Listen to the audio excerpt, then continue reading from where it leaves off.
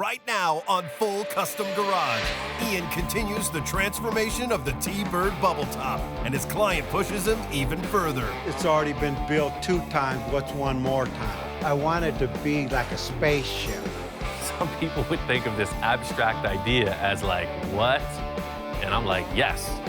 I spent a couple seconds inside that dome and it's hot. So we're having vents in the front that'll vent the cabin and then vents in the back that'll exhaust it. But the mission doesn't stop there. My whole task here is creative metalwork and mad scientist inspiration. He's got a pro interior dude. I meet the guy and it turns out he's deaf. And Victor's like moving around, flailing his hands, this and that. You know what? I move my hands and I'm a hand talker, if you could see, and we could communicate perfectly. He's talking about making it look like this is like the main power source for the entire car. It's crystal-powered spaceship. I'm a subtle guy, if you could tell by my car. With the finish line in sight, Ian and Victor take the bubble top out of this world. We're on the final run of the whole game right here. And Victor comes up with another idea. But now I said, Ian, we need a new element. He wants to take it one step further, so we're gonna try something unique once more with the roof. I don't know exactly how we're gonna get there, but this car is gonna be amazing.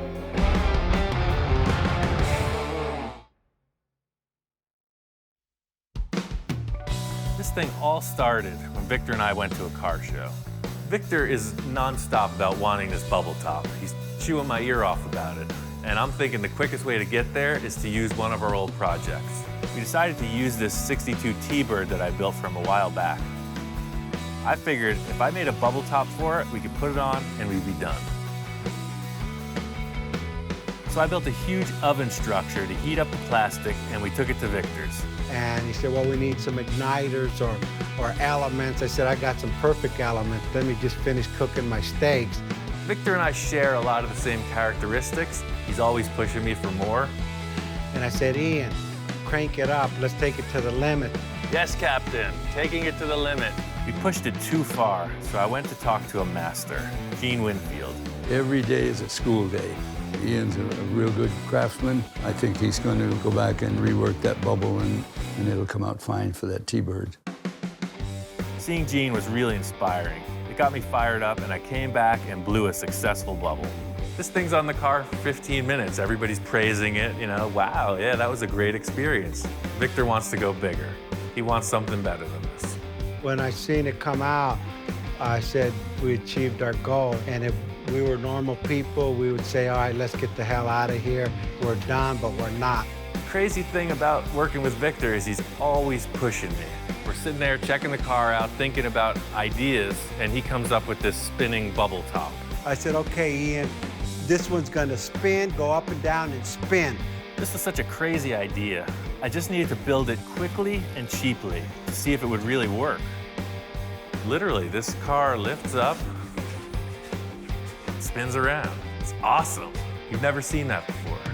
I took it down to Victor's to show it to him. I pull in with the trailer and I see Victor. He's not really jumping for joy, let's say that. But just seeing this wild concept got his brain going in a whole new direction. Accomplishing this bubble top, I think I might have like blew a fuse or something in Victor's psyche because now he's really going off the deep end. He's talking about some wild concepts and we're only at the beginning of this next stage. The whole thing is detail. I have to remove this foam in the most precise manner possible.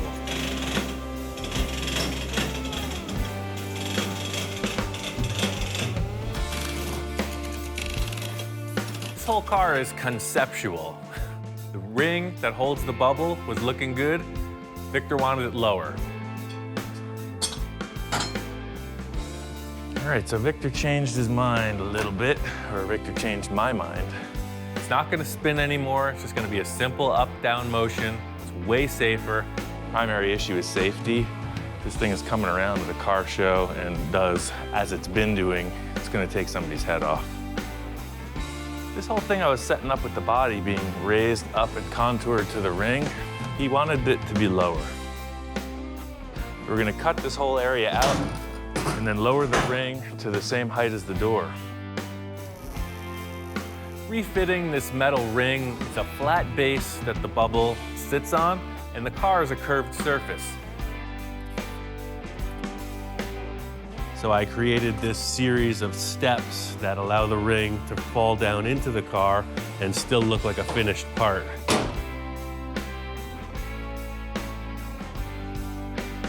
Once all these pieces get finished up with the door jambs, and then this whole thing is blended together with fiberglass, it's gonna look really neat.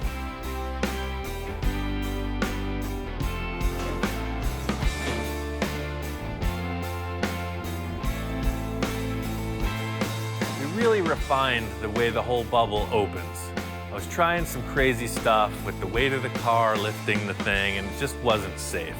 We just went to a simple hydraulic ram. It's tried and true, works perfect. He's already got the pump here that used to lift the rear of the car.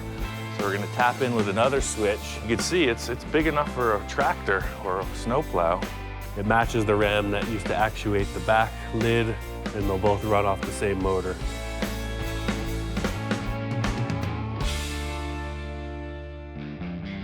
I spent a couple seconds inside that dome, and it's hot. This thing's a spaceship. There's people inside. There needs to be a way for air to get in and out. I made these vents in the front of the car. Victor loved them. He came up with this concept. He wants some more vents towards the rear. So my challenge is to match them, complement the front with the back. I think I like this idea. The car is so flat that by putting these vents in, it's pretty cool. It kind of lends itself to the louvering thing in the 50s, but this is like new, old, space-age stuff. All these vents work. It looks cool, but it's gonna keep you alive in there. Otherwise, you're gonna cook. Once the ring that fit the bubble was established in the car, it looked great, and it worked so good, we decided to seal the doors up. That's the main point of getting in and out of the car, is through the lid. So the bubble top's gonna be the only way you can get into the car. That'll hinge up, and you'll get into it like you would a flying saucer. Should be cool. Well, there's no gravity in space, so you can just float over the edge and land in the car. So that's the whole thing. There's a lot of metal fab that's gone into this car. It's really been a huge process, but that's only the tip of the iceberg. The plastic part is the real challenge here. Today's whole mission is to get this dashboard in gear. I just finished some really basic structure to just hold this gauge cluster. It's from an early Plymouth. I think it's a 300. This has been used in a couple other really popular show cars. And the reason we're using it is because it's freaking cool. Since we added the bubble on it, I said, hey, we can't just have a regular car interior. You want to follow that theme and bring it inside the car. So I want to have some kind of clear plastic elements on the interior. The big challenge with the plastic is creating three-dimensional shapes. I'm using fiberglass for the dashboard. It's going to incorporate an acrylic dome, just like the roof, and who knows what else. The first tests I did of creating this bubble out of acrylic just incorporated a simple metal box with a burner and air inflation. The smaller size is a lot easier to work with, so I figured I'd come up with a really cool twist on what I've already accomplished and showcase it right in the middle of the dashboard.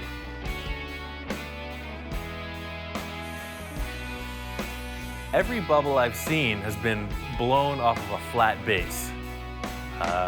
I thought, why can't you just do it off a curved base?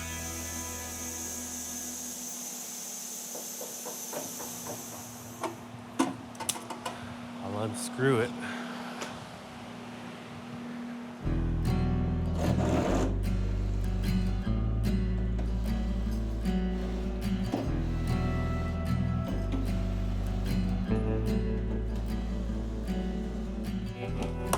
The main difference being I created a metal backboard with this S-curve, because when it's sitting in the car, this is going to be the center console. So the center console wraps up, and then you have your gauge pod here, and it goes into the dashboard. So this is just a piece of sheet metal, a couple pieces of 55-gallon drum, an old brake line. I pretty much nailed this whole heat and inflate of the acrylic domes. The big challenge here was fitting it up in the curved base plate prior to anything. Usually I would make a wood retaining ring like with the other setups, but the wood wouldn't bend to this drastic curve. So I heated up a piece of acrylic and just let it sag down, and that became the retaining ring. So what the paper does, you can see the holes I punched here. The air comes in, you see the hot air blast, and it just diffuses and gently fills the thing up with air. So it's a gasket, pretty slick. These two got overheated, but it's still the center that I'm looking for. So I'm gonna cut this center out and I'll put it in the car and you'll get a look at it. By building this cool metal backboard, it puts an S-curve in the base of the bubble, and it makes a perfect transition from the horizontal dashboard down into the center console. So this is like your center console here, and then to get to the switches and stuff on the gauge, this will lift just like the roof on some kind of a air ram, and then you can turn on your lights and all the other stuff. So it's just like dimensional plastic shapes. You know, you got 1, 2, and then 3. It's gonna be like a real fishbowl in here. This whole thing is really my greatest achievement. It's something I've thought on for years, and here it is. This is a perfect curved base bubble that is gonna be the centerpiece for the whole car. The whole concept of the interior, especially the look of the dashboard, is just like alien technology. It's got to look kind of spacey, kind of organic, and I think fiberglass is the only way we're going to get that really curved compound surface. The whole dashboard is fabricated at a solid round stock. It's really easy to form. I can make mirror images of the left and right side simultaneously. So it's just a quick bend, cut, and weld.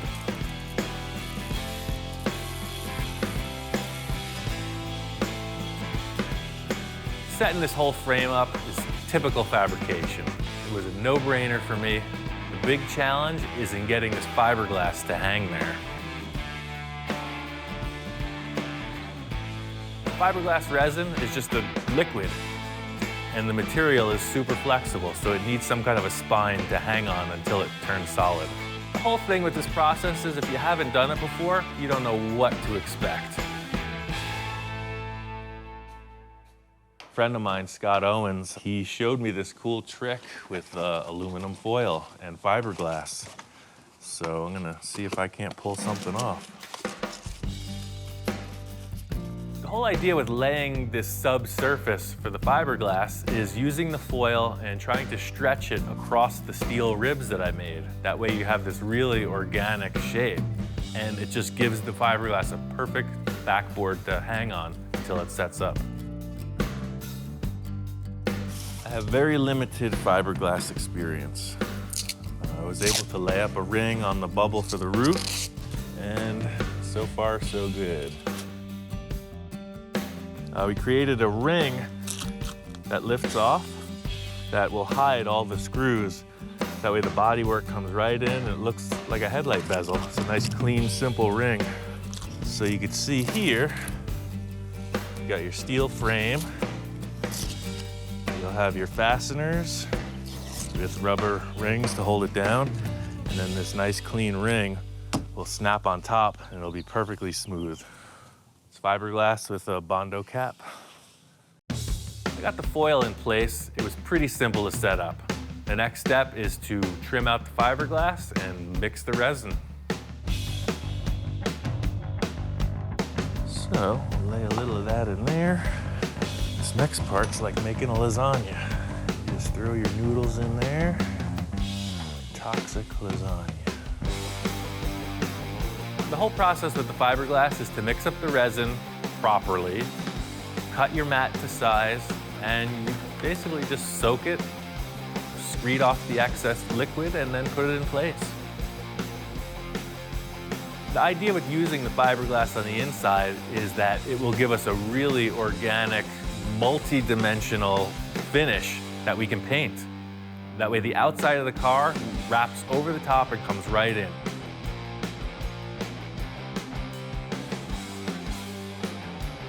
I really like the idea of doing more fiberglass work. Way faster than metal, and it's lightweight. The whole thing with fiberglass is it's fast. It's a little stinky, but if you were to create these compound curves in steel or aluminum, you'd be at it a lot longer than the 20 minutes I've invested so far.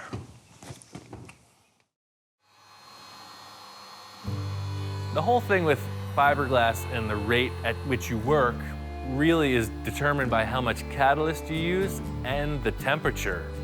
It kicks off from a chemical reaction, and the hotter it is, the faster it goes. So it's a little chilly today, but with my laser, I will activate the catalyst and be on to the next step. Fiberglass finally kicked off. It's nice and solid, so the next step is to pull the whole piece and then take out the excess tape, aluminum foil, whatever you don't want. Aha! Pretty sneaky, sis.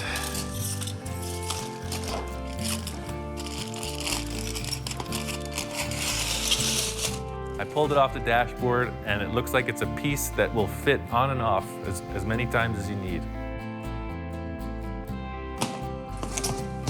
Let it cure up like that. Then once it's fully hardened, I can sand back the edges, glue her in place.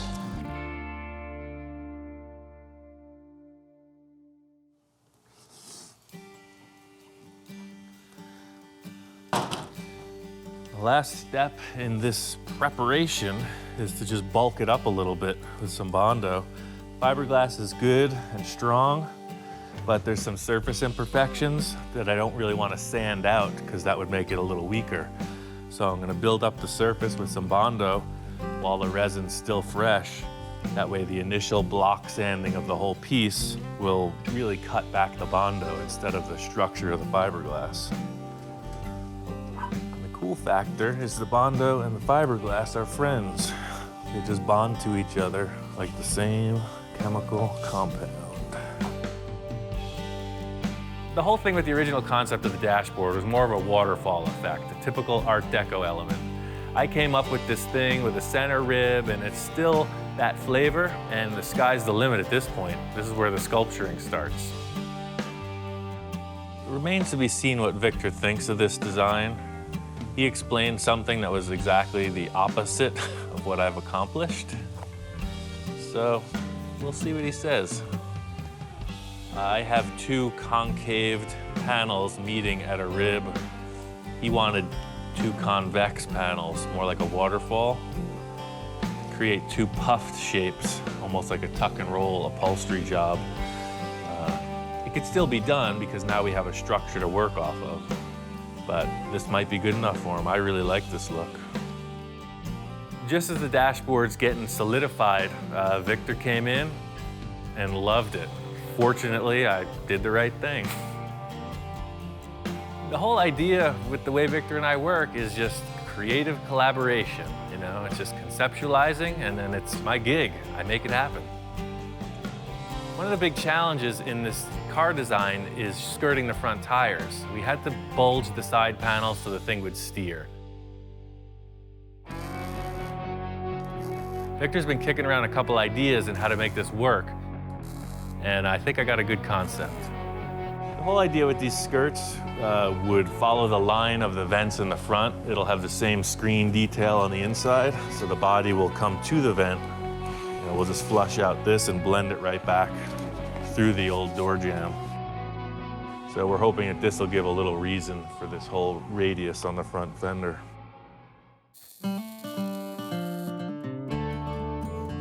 Laid out these square tubes that are going to be the base of the floor. I think we're just going to make the seats ourselves. Victor didn't like the seat that was in the car, so I just set up a framework here. It'll be the base of the floor that's gonna roll down into the footwell. It's a spaceship, you know? No rules.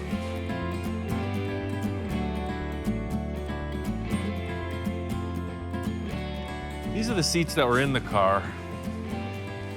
They look cool, but you've seen them before, right? So Victor wanted to do something next level with it. This seat was pretty bulky and it was hitting the perimeter of the bubble, so we would have had to modify the seat back anyway. We talked about it and I came up with a design, still developing. The seat bases are gonna be in the car, and then this will be the seat back. So it's a lot smaller. It's just like a little lumbar support. And we're thinking about having them pivot and disappear into the floor of the car. I set up some round rods, just bent it to shape, welded a couple nuts on there for a hinge. I'm gonna cut some holes in here because Victor was saying he wanted some LED lights in the seat back. And you know, it's just developing. We'll see if it actually flies or not.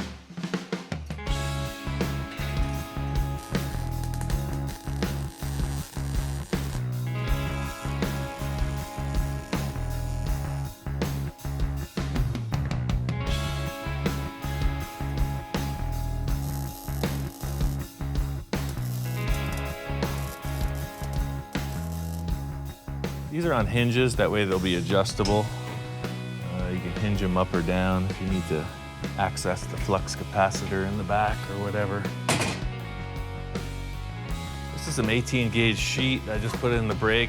It's got a little curve to it, a little area for your butt to sit. And these are gonna go right in here. The idea being there'll be a 4 or 5 inch foam pad. Make it nice and cozy.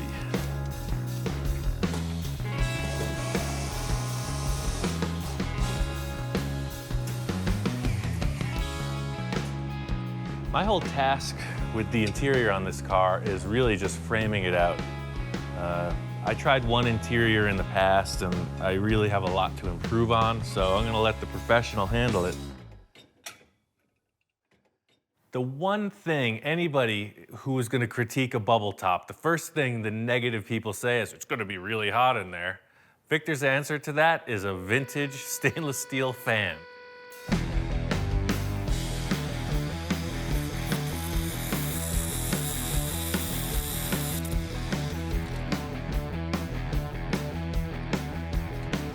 My main plan is to create 2 clear globes in the front and rear of the car, and then have a clear plastic air duct connecting the 2. So everything's following suit with the shape of the main roof bubble.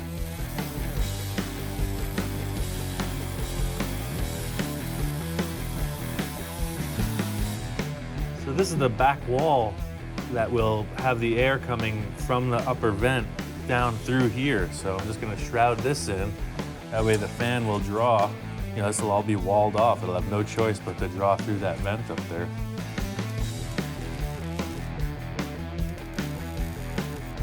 I've primarily built cars for Victor, and I think he's just getting super creative on this. He's not concerned with driving this to the car show. He's doing something to make a complete spectacle. That's the bottom line here.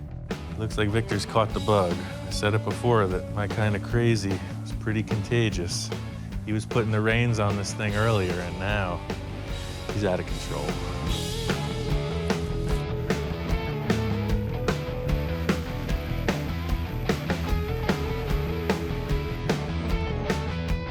So that's the concept. The air comes through the back vent, through the fan, into that tube, and then it ventilates the cabin. Feel that breeze, Tony? It's good, nice, right? The big cool factor with having Victor's guys to back me up on the body shop aspect really allows me to try to pull off one last trick.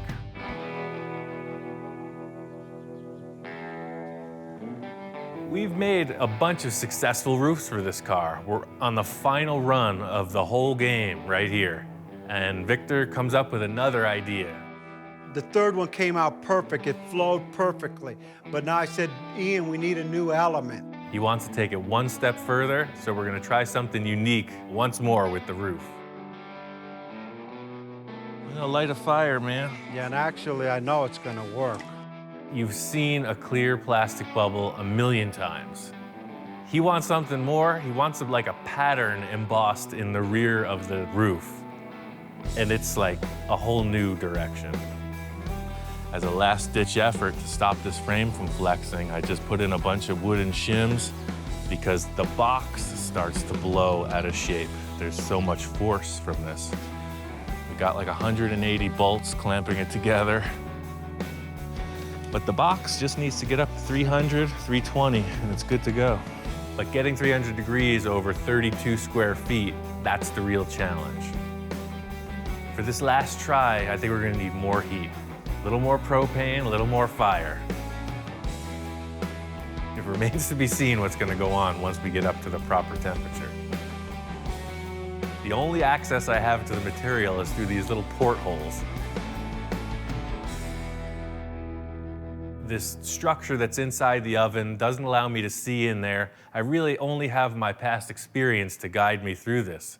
We're not gonna know if it's a pass or fail until it's done and on the car. I think we're there. All we can do is turn up the air pressure. Ready?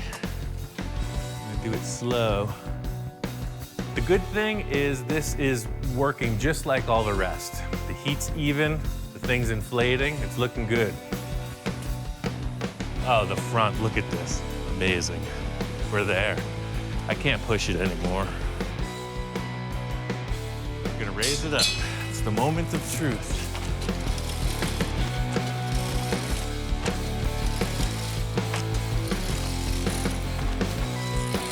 Oh, we got it, man. Look at that. Yeah, see, that's what I was looking for. We get this thing nailed. It looks perfect. I think we're good. I think we got it. And it's just enough rib, and all of them have ribs. That's what we added on here. Raise it up out of the oven, and there's like a defect. I put all these reinforcing screws in there, and one of them has pushed the base out of position after it's inflated. There was one screw that was still poking through, hitting the second bar, which didn't allow it to sit. The bubble came out perfect, but the screw was hitting, so the front of it wasn't straight. When we put it on the car, it's not gonna fit. It's like an old record on a record player when they get a lump in them. That's what we have in our base. It's not gonna work. Plastic's still warm though. It's very soft. We're gonna throw a clamp on it and reheat it. This is highly unorthodox. So there's always something. This is our last ditch effort. The bubble came out pretty good, but see the base plate gave out right here. It's kind of warped. I got the ovens on high on this side. We're gonna put a piece of steel, clamp it, and lower it back in, and try to get some of that shape to even out. We're gonna try this one little remedy and then take the thing out, see how it looks with that buck off of it. That was a perfect bubble too. Up more. All right, right there, we're on it. How's she looking? I think you got it, man. I think you healed it.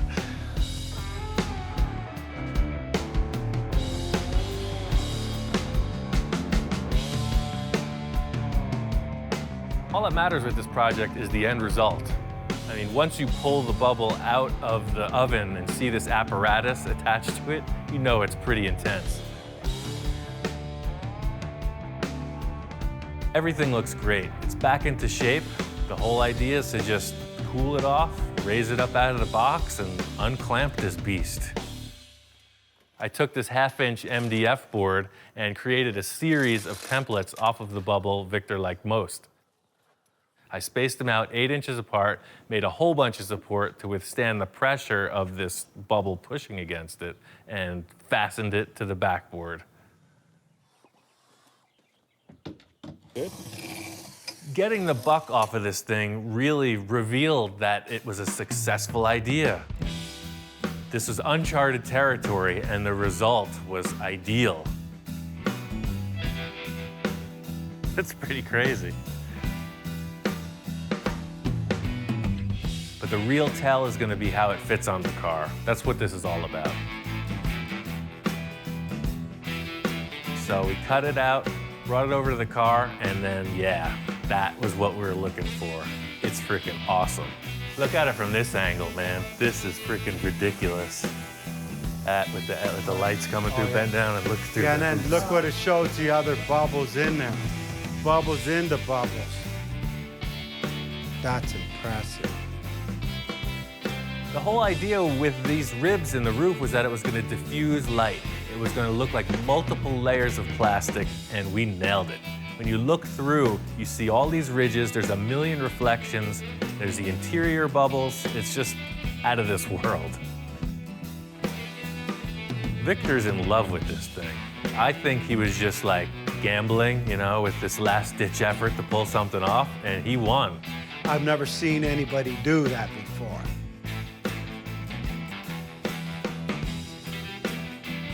The creative process on getting this bubble top done is there, but this is the whole car. Victor wants to set up the interior on this car to be just out of control, something no one's ever seen before. It's basically a blank canvas and anything goes. My whole task here is creative metalwork and mad scientist inspiration. He's got pro body guy on the job, he's got a pro interior dude, and he's got a mechanic.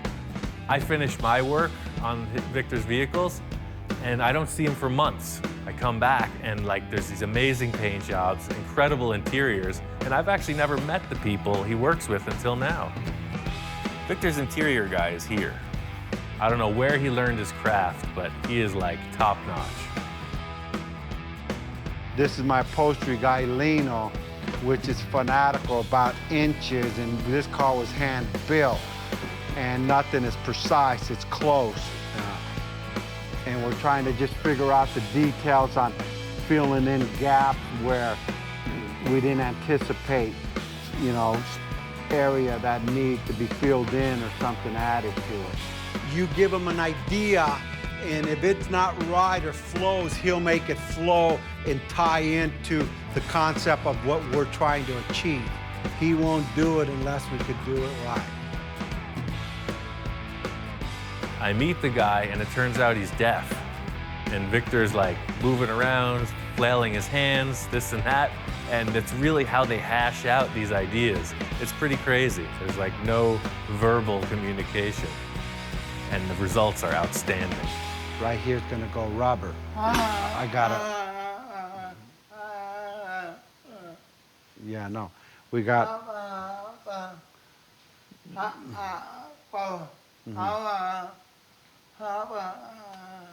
He's saying here, he told the guy to put steel in here and to clean up this edge. But I told him I got a rubber grommet gonna cover all this stuff, and he says no.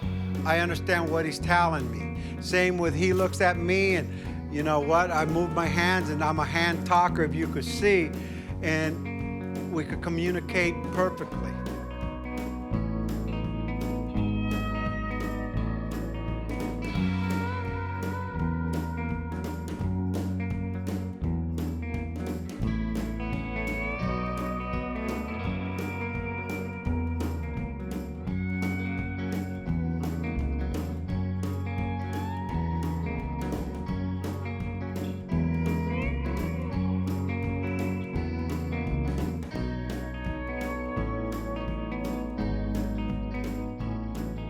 He understands what our goal is to make an awesome vehicle that we could share with everybody.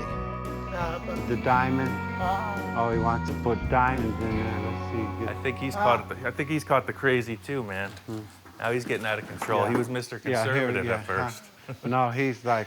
Now he's fallen under the spell. This here, I had to take my old lady's jewelry apart, but she won't figure that out in a while. The whole concept with the center console is to move air through the cabin. And Victor comes up with these crazy ideas. He's got all these clear crystals. He's got LED lights. He's talking about making it look like this is like the main power source for the entire car. It's crystal-powered spaceship. There's 100 different variations. But you see how this is in the day, people.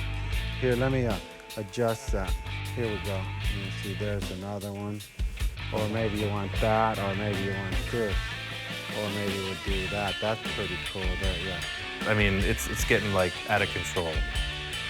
And we'll do it subtle. I'm a subtle guy, if you could tell by my car.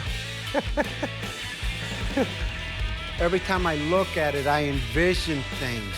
And my vision comes from just looking and expressing, this is the way I feel. You know what, I may be an old man on the outside, but inside I have a vision and I'm cool. And this is the way I release my inner vision of what I think of cars. I've seen what this guy's done on the other interiors, and they've all been fairly conservative. His workmanship is out of this world. There's no limits on this interior, so I can't wait to see what he comes up with. We're gonna finish up the interior, then we're just gonna get the car wrapped, and just the final detail of just wiring it up, and we're done. We're so close. I let Victor take the reins in the last step of this project. I came in today, and the thing is freaking unbelievable.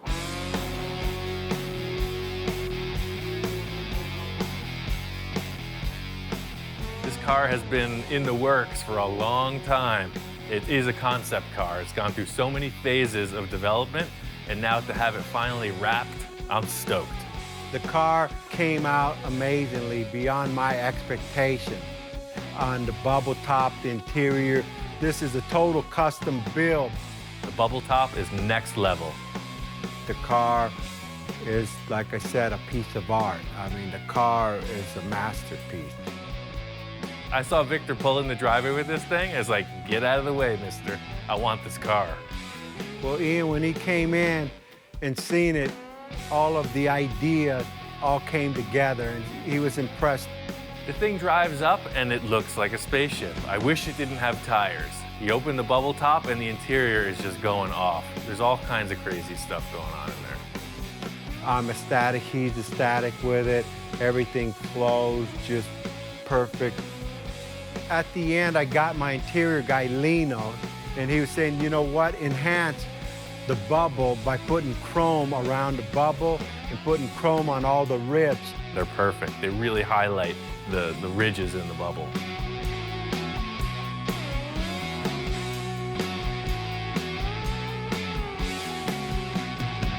Victor wanted some kind of a crazy alien-inspired paint job. I seen a car going down the street with a wrap on it. And of course, me, I got the most crazy, elaborate wrap. It almost looked like a reptile. He had these guys come in and wrap it, and it looked reptilian. On paper, it looked brown.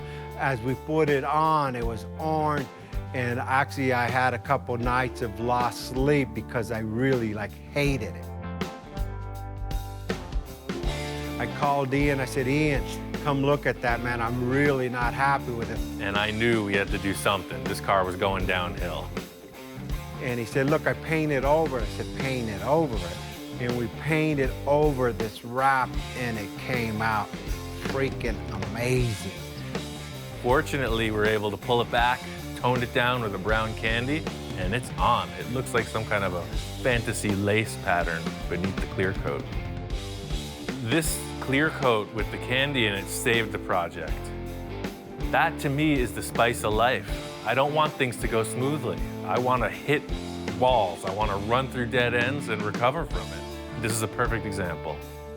Ian is so resourceful. Maybe 90% of everything that's on this car that you see in the interior and exterior, besides the actual car, was stuff we made work. From the hydraulic system, from the parts, from the back bumper to the instrument panel. And if he doesn't have the part, he'll come up with something else. He'll walk around the junkyard and find something and put it in there, and it works better and at zero cost. Since I'm 15 years old, it's been car after car after car. That's just what I do. I can't stop. All of the projects I've done so far have really just expanded my skill level, my creativity, and just the idea of what's possible. So whatever's coming up next is going to be big.